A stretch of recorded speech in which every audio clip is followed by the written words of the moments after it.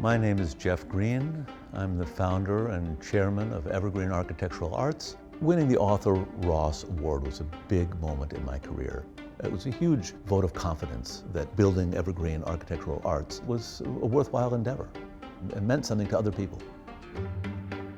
EverGreene started almost by accident. I was 23 or 4 years old. I moved to New York and I served my apprenticeship, self-imposed apprenticeship. I started painting billboards on Times Square. I learned certain skills there that the old timers had learned even during the Depression. And when I was in school, I painted frescoes, I ground my own colors, I made my own pigments, I was interested in materials, and I started my own company and surrounded myself with a lot of talented people. Our big break came when George Bush Sr. was vice president. And his office came up to bid. We'd done some earlier restorations. We bid on it, we were successful. And from there, we went on to do the Library of Congress. I worked in the Library of Congress for about 5 years, which cemented our place in that world. And then we've continued on from there.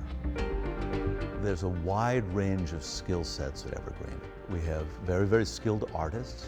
Then we have material scientists who are trained in preservation. Then there are craftspeople who come up through the trades and take their trade to the very highest level. And there's this wonderful cross-pollination. One person has a specialty and they're influenced by the other people who work with them.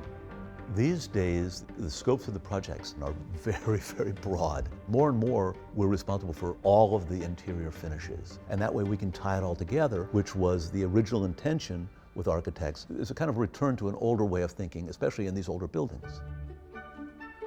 In 40 plus years, we've worked on most of the significant buildings in New York, and for that matter, in the United States. The New York Public Library, Empire State Building, 38 of the 50 state capitals, many cathedrals, courthouses, theaters. I've personally worked on over 400 theaters.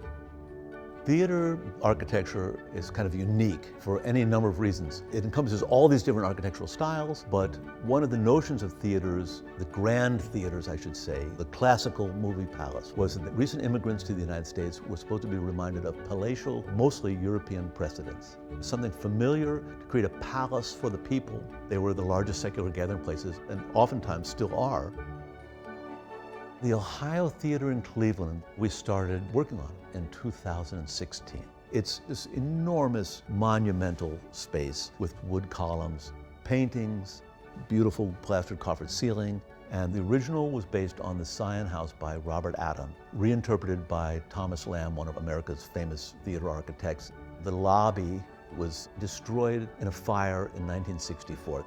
We found the old pieces of plaster that after the fire had been thrown down in wall cavities. So we had some examples of the hand and the relief of the plaster pieces. At the beginning, there's this detective work. That's the black and white photograph that we had. There were a couple other shots. We flattened it out on the computer. We had to take these oblique murals. Then we went to the Cleveland Art Museum and saw their inspiration. So there's these aha moments. You have to put yourself in the mind of the designer, and that's a phenomenal place to be. And this is, for me, one of the most rewarding projects that we've worked on.